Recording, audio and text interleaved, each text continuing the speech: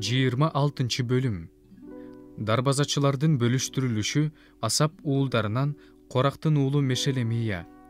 Мешелемиянын уулдары Туну Захария, экинчиси Жедияэл, үчүнчүсү Зебадия, төртүнчүсү Жатниэл, бешинчиси Эйлам, алтынчысы Жоханан, жетинчиси Элиойнай.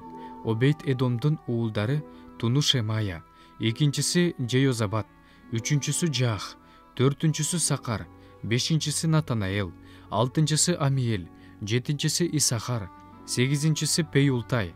Анткени ага Кудай батасын берген.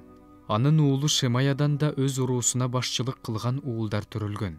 Алар күчтүү адамдар болгон. Шемаянын уулдары Отни, Репаэл, Обейт жана Элзабад. Анын бир туугандары Элию менен Семакия, күчтүү адамдар. Булардын баары Обейт Эдомдун уулдарынан болгон. Алардын уулдары жана бир туугандары тырышчаак, кызматка жөндөмдүү адамдар эле. Обейт Эдомдун тукуму 62 адам. Мешелемиянын жөндөмдүү уулдары менен бир туугандары 18 адам. Мераринин уулдарынын бири Хосанын уулдары Шимри башчысы. Ал тунуулуу болбосо да, атасы аны башчы кылып койгон. Экинчиси Хилкия, үчүнчүсү Тебалия, төртүнчүсү Захария.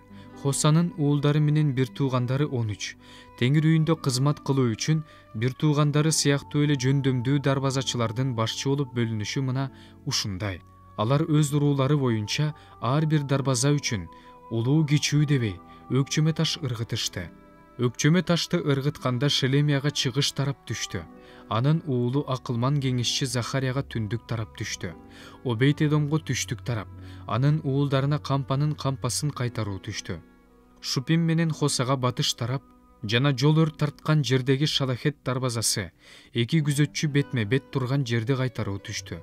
Чыгыш тарапка 6дан Леби, түндүк тарапка 4төн, түштүк тарапка 4төн, кампанын алдына 2ден, батыш тарабынан короого кире турган жолго 4төн, короонун өзүнө 2ден.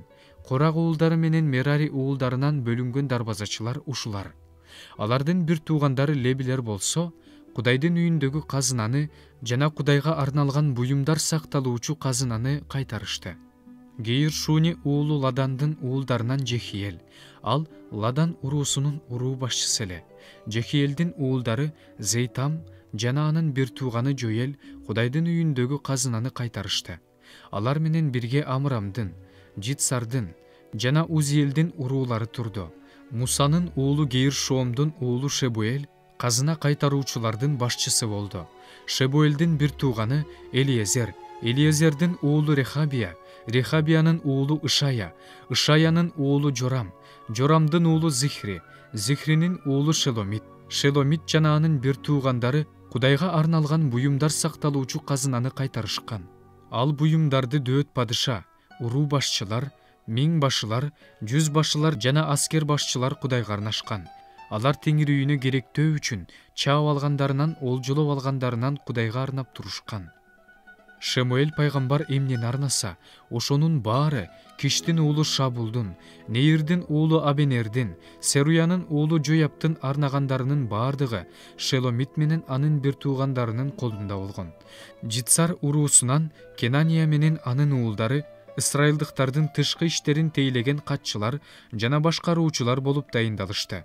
Хеброн уруусунан Хашабия жана анын бир туугандары, 1700 эр жүрөк адамдар, падышанын кызматтарында, теңирдин ар кандай иштеринде, Иордандын берки тарабында батышты карай жайгашкан бүт Исраилди кайтарып турушту. Хеброн уруусунда уруулары менен укум-тукумун башкарып, Хеброн урууларына башчы болуп Жерия турду. Дөөттүн бийлигинин 40-жылында алар санакка киришти. Алардын арасынан Гилаттык Жазерден баатыр адамдар чыкты. Анын бир туугандарынан жөндөмдүү 2700 адамы уруу башчы болду. Аларды Дөөт Рубейиндин, Гаттын уруусуна жана Менашенин жарым уруусуна башчы кылып, Кудайдын баардык иштери менен падышанын баардык иштерин башкартып койгон.